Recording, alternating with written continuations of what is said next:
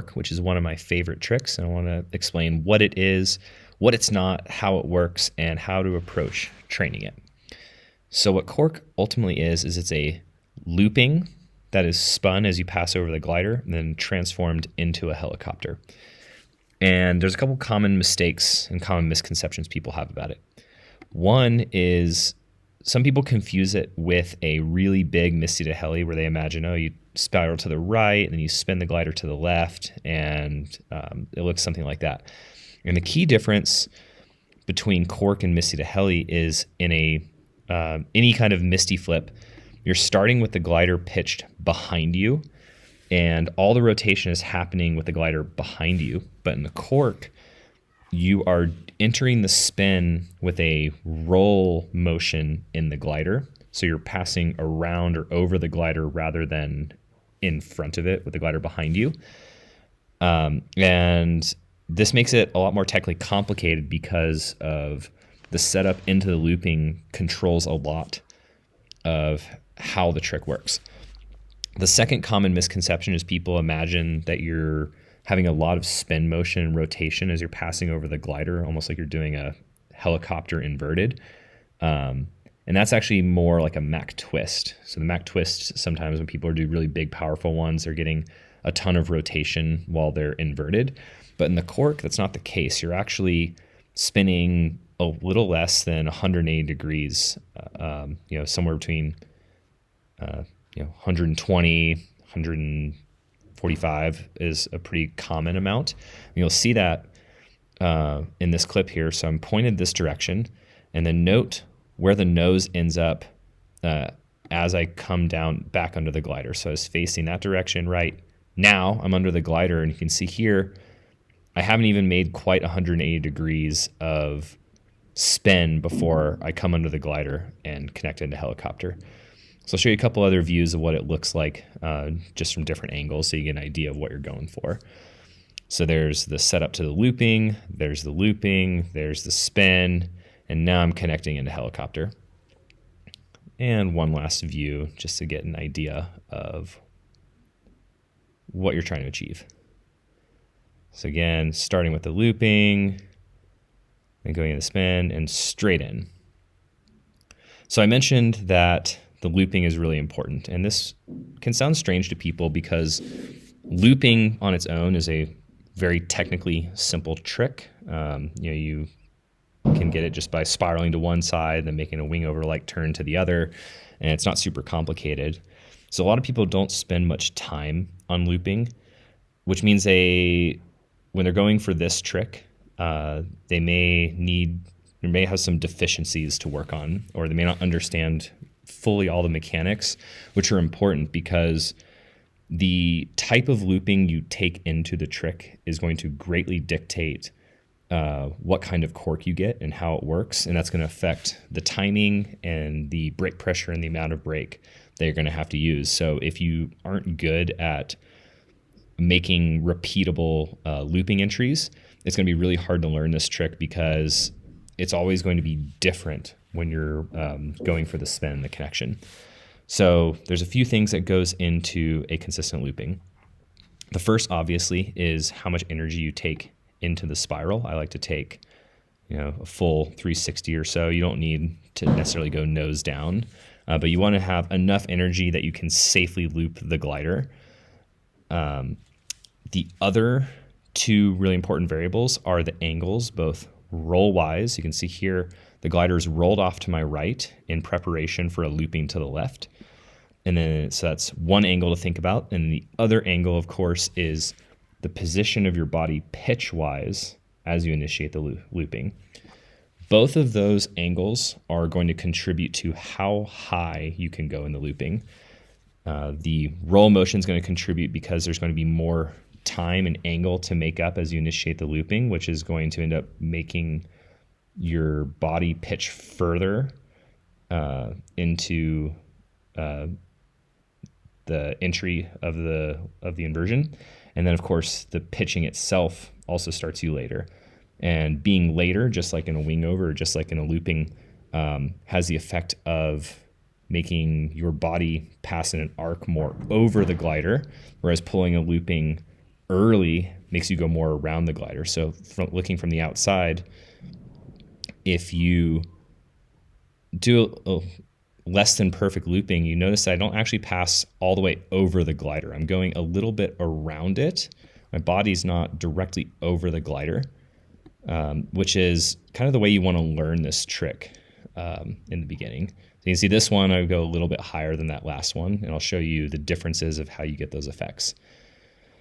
So we talked about the energy you take in, the angles that you set up, and then the last really important variable on how your looping is going to work is what you're doing with your brakes. So the two brakes have different effects. Your inside brake is going to control how much momentum you have into the roll, how much energy you're going to, and speed you're going to take into the inversion. Obviously, the more aggressively and the deeper you pull, the higher you're going to go. The outside brake, in addition to preventing a wingtip collapse, is also going to dissipate energy if you took an excess amount, and it will also pull the glider out from under you. So it'll put the glider more behind you rather than underneath you, which will have the effect of making the angle of the cork lower, which is a nice way to initially learn this trick because it'll make it a little safer and a little easier to connect. So I'm going to show you that entry of the looping one more time at full speed.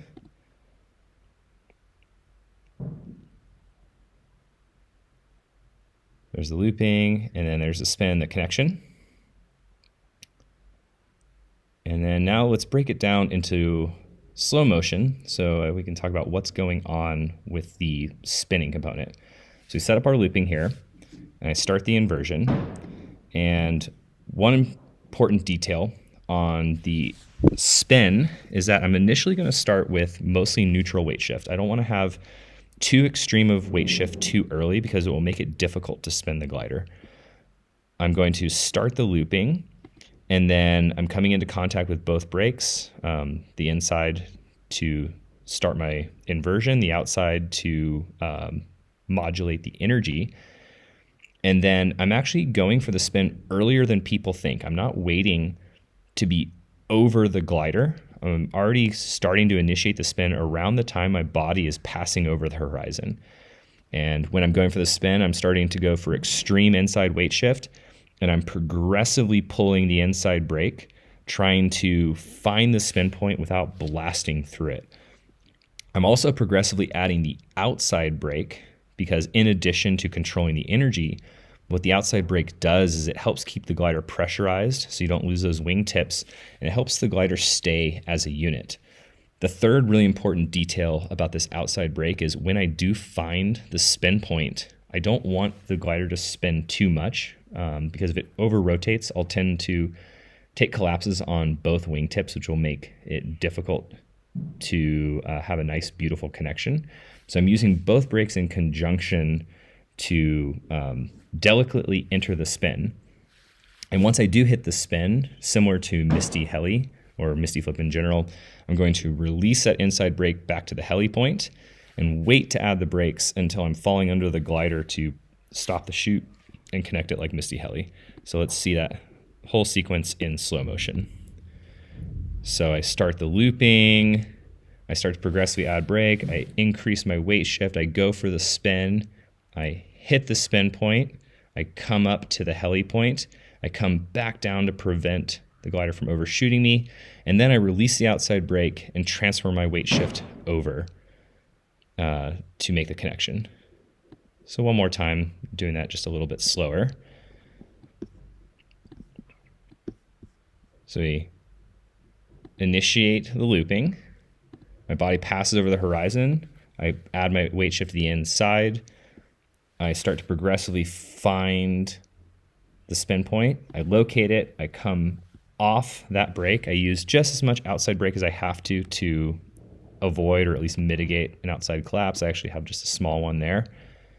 I need to keep this inside weight shift all the way until I go into the connection. As I'm falling under the glider, I'm coming back onto the brakes to make sure the glider doesn't overshoot me. And when I arrive under the glider is the moment that I release the outside brake and then begin to transfer my weight shift to the outside to get a nice clean, fast connection. So now I'm going to show you an alternative cork where I'm going to go a little higher this time. And when I say higher, specifically what I'm talking about is the angle of the glider relative to the horizon. You can see here that the glider is just a little bit below the horizon. It's not a very high cork, this is a nice style to learn because it's easier to connect. It's not so scary because you're not spinning the glider when it's underneath you. But to make it a higher, more dramatic cork, what I'm going to do is be a little softer on this outside break. I'm going to use less of it and I'm going to add it later, and that's going to give me more energy and it's going to keep the glider more underneath me rather than behind me, so that the cork will be higher and a little more spectacular. So you can see there the angle is higher than the last one, but all the mechanics in terms of going for the spin work the same. So we'll see this same one in slow motion. So I set up my spiral. Again, the glider is banked way off to the side. I'm pulling nice and late. I pull progressively. You can see I'm using less outside brake this time, but I'm still using some. Same idea, I'm going for that extreme weight shift, going for my spin.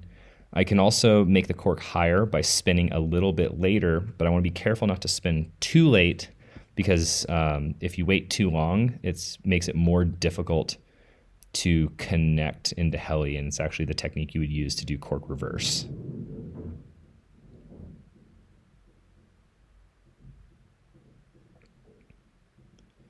And then for the last one I'm going to show you guys is a higher version of the cork. And all the things are the same here. The key difference is I'm going to use a more impulsive input on the inside brake. It's going to be bigger, sharper, more powerful, and that's going to give it more energy into the looping. So I'll go higher. So there's that impulsive move, there's the spin and the connection. And we'll see that one in slow motion here. So the key difference to watch on this one is what I'm doing with this inside brake. You'll see it's a sharper, bigger input than the last one, and that's what makes it higher. And you'll see it's higher by watching the glider relative to the horizon. You can see it's significantly further below the horizon than the other two.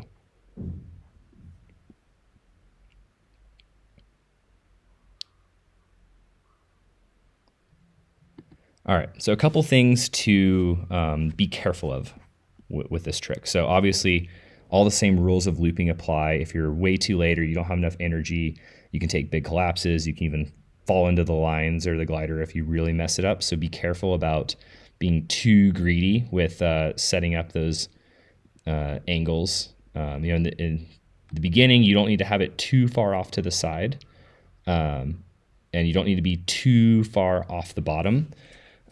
You'll just have to play with the feeling of how much energy to take to make sure you have enough, but not too much, because too much energy or spinning too late can cause a couple of other issues. So one problem you can have is if you took too much energy, or you're a little too soft on the brake, or you waited too long to spin, you may not actually spin the glider, and it will end up more like a tumbling. So when you come under, the glider will shoot like a tumbling. So I think it's a good idea to at least have practiced some tumbles so you have an idea of what that feels like and how to react.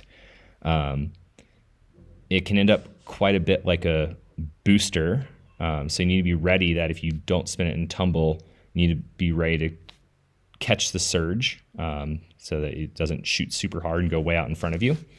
The other risk that can happen is if you do manage to spin it, but it's very, very late, what happens is you'll be spinning it right as you come under the glider, and it's going to immediately want to start shooting into the heli, very similar to if you had misty heli and you weren't ready on the outside brake. So I think it's better to be sure that you spin the glider.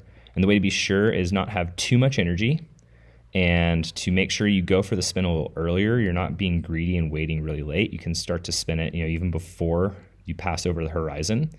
And you can also be a little more brutal on the inside brake. If you pull too hard or too much or too early, it's just going to end up being more like a Mac twist, and you'll probably end up losing one or both wingtips and collapses. But it's not excessively dangerous to be a little heavy-handed on the inside brake. And as you get more comfortable with the trick, then you'll get used to pulling a little less brutally and trying to keep it nice and open and beautiful. So I hope that gives you guys some ideas of what you're going for with this trick and how to train it and how to think about it. So I hope that works well. I am planning on doing more videos like this, and so keep watching. Don't forget to like, share, subscribe, and all those things. And then one last item is I do teach SIV and Acro out of Turkey every spring and fall. So if you're interested in connecting with me or taking a course, please visit my website, beyondsiv.com, or follow me on Instagram @goodnessgravity. I'll leave both those links in the description of this video. Thanks for watching, and see you next time.